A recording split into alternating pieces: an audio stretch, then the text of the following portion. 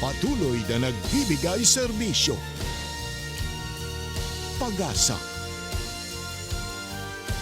at saya. GMA Regional TV. Kapuso ng bawat Pilipino.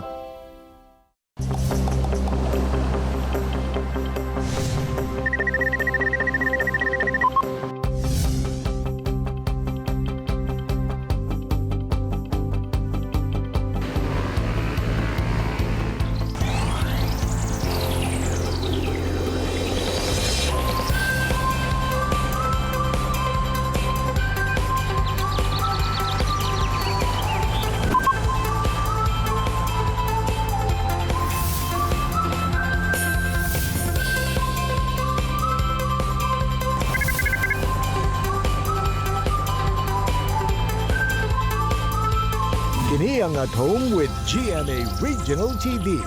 Maayong Wednesday morning mga kapuso all over Mindanao. Labi na sa mga kapuso sa Tagum City ug Carmen sa Davao del Norte Province. Sa may buntag. Maayong buntag sab Jill, ato sab kumustahon ang atong mga kapuso sa Rizal ug Socon sa Zamboanga del Norte Province. Mga kapuso, usa ang mga street vendors sa labing naapektuhan ang panginabuhian karong adunay pandemya. Busa karong buntaga atong kamustahon og sayron ang pagpaningkamot sa usa ka balit vendor nga si Rich John Pagaran. Samtang say sa mga nagapangita karon og mga cute kaayo nga souvenir items o dili ba ka gusto lang makakita sa inyong miniature version sa inyong sarili. Patok na sab karon ang caricature og chibi dolls. Kana ang creations sa Davaoeñang si Winnie Grace Maranga. Ipakita sab niya kanato ang iyang actual nga paghimo og chibi doll. Og sa Best Talk, makauban at ni Resi, si VRS o mas iladong si Veron Santos sa GMA Afternoon Prime nga magkaagaw, si kapusong Cheryl Cruz. Mga kapuso, sa matag human og kaon, doon na bumoy mga leftover sa lamesa nga masayang lang. Karong buntaga, atong sayron ang pamaagi aron dili masayang ang pagkaon. Well, tama ka na say kay sa Cumbira Express. Lutuan kita ni Clint Talidano og chicken rice bowl with white sauce nga gikan sa leftover. Good morning mga kapuso! Ako si Clint ug lutuan ta mo og chicken rice bowl with white sauce. So mo ni atong ingredients para ani nga dish. So natay leftover nga manok. So kani sa fried chicken ni siya gahapon pa no. Kunya natay heavy cream. Tapos natay butter. Natay sibuyas. Kunya naapod tay ahos. Kunya naapod tay asin o paminta. Tapos isa po ito ang main ingredient kay rice bowl man siya. Siyempre napod siya kanton.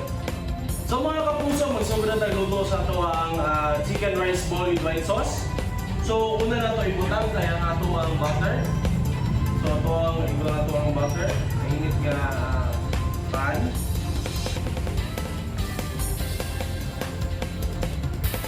So, after matunaw ang ato ang butter, i-add na to ang ato ang garlic. So, brown na ang ato ang garlic, no? I-add na to ato ang sibuyas. So, after sa sibuyas mga kapuso, ato ang i-add ang ato ang cream.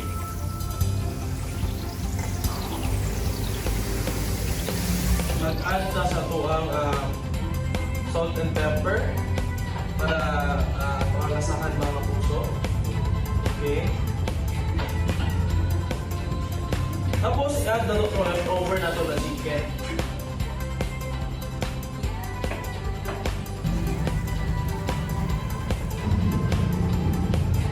So mga kapuso, kumain na ito ang chicken rice bowl with white sauce. So muna ni sa ito ang finished product.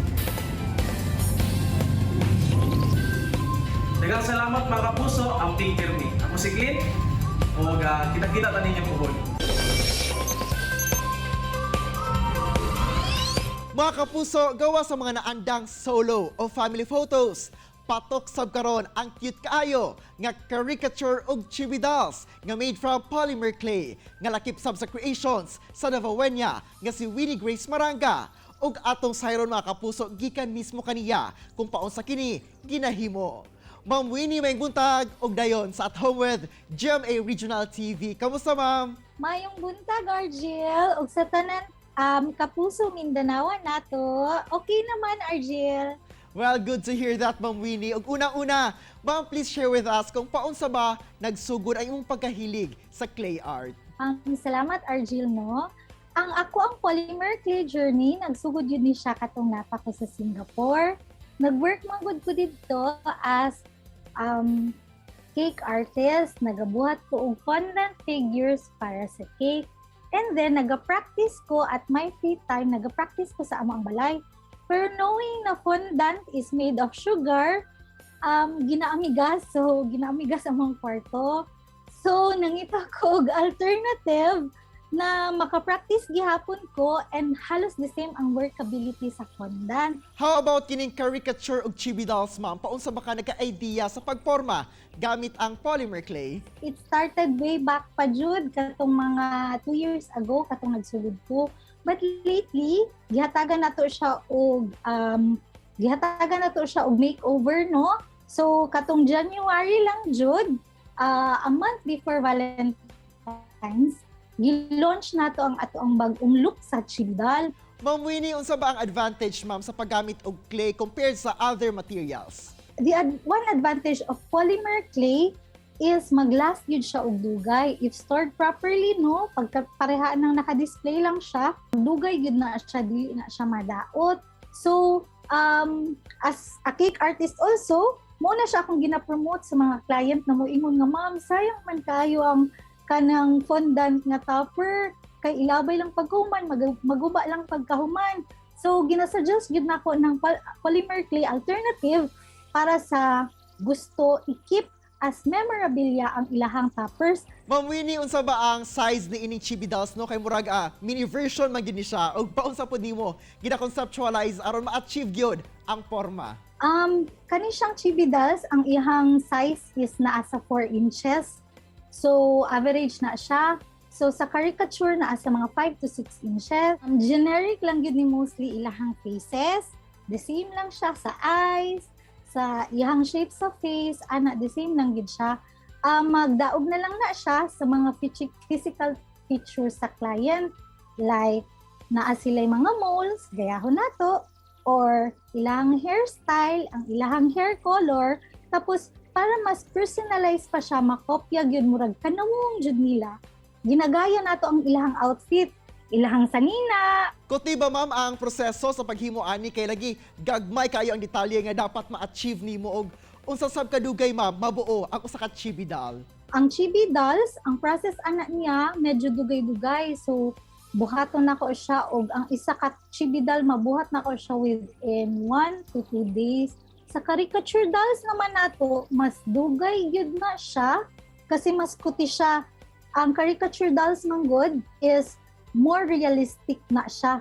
Kanawong jud kaayo, halos kanawong jud kaayo sa kanang magpabuhat, no?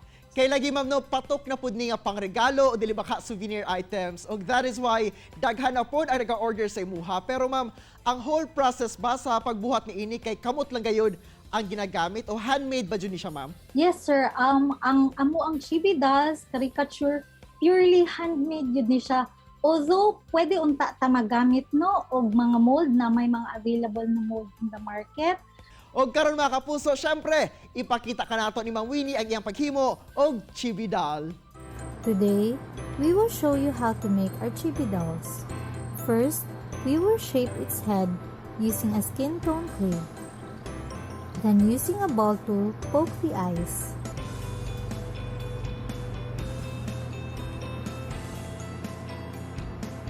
Roll out a small amount of black clay for its eyebrows. Now for the body. Shape a small amount of clay into a torso and secure it with a head pin. Now let's make his pants using black clay and poke head pins in each leg. For the shoes, we will use brown clay.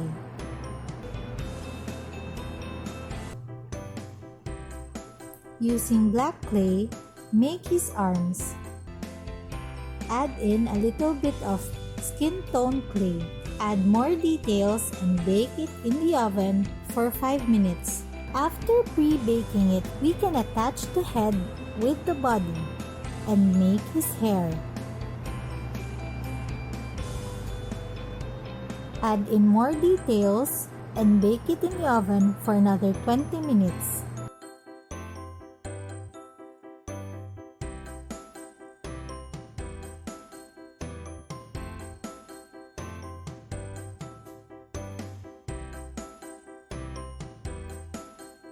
Now our chibi is done. Wow, galing kaayo no, og super cute yun. Murag, diwat yun to kayo sa kuha. Bitaw, daghan kay salamat Ma'am Winnie for sharing your skills sa clay art. Mga kapuso, mubalik pa ang At Home with GMA Regional TV. Kini ang At Home with GMA Regional TV. Best of tayo mga kapuso, kauban si attorney Resi Rizada. Resi!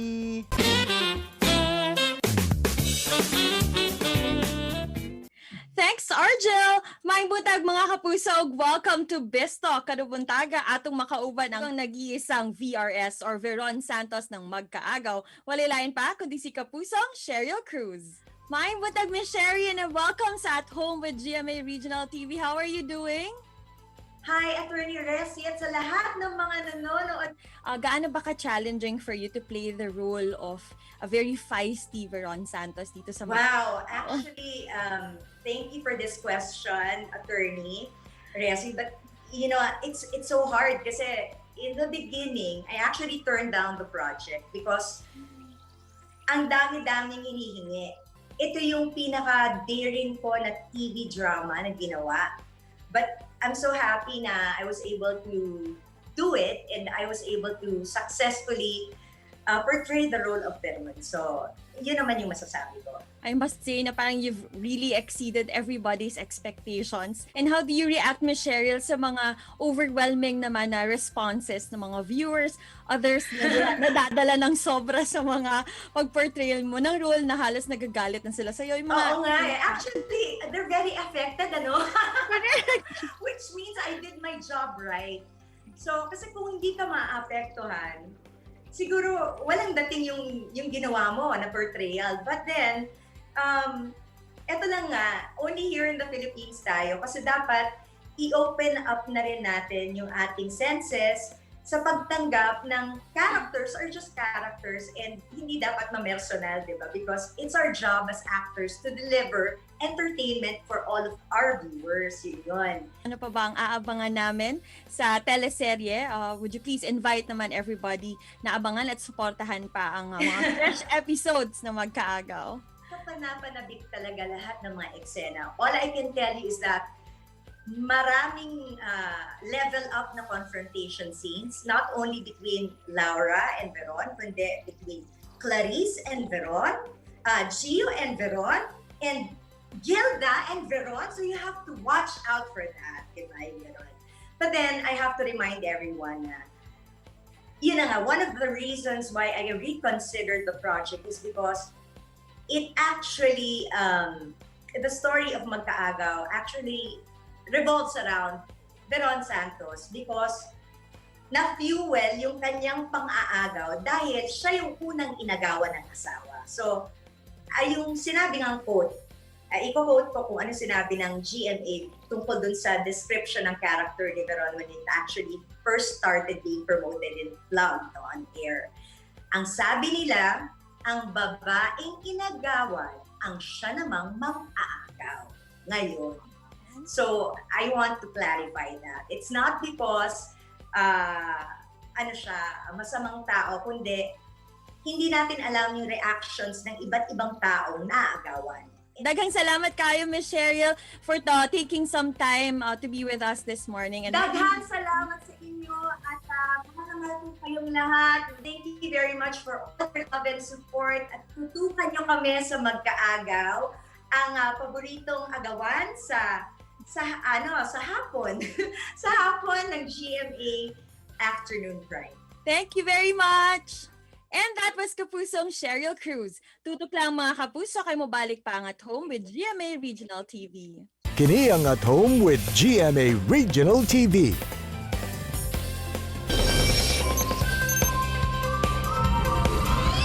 Mga kapuso, usa sa mga hilig nga pagkaon sa Pinoy kining balot.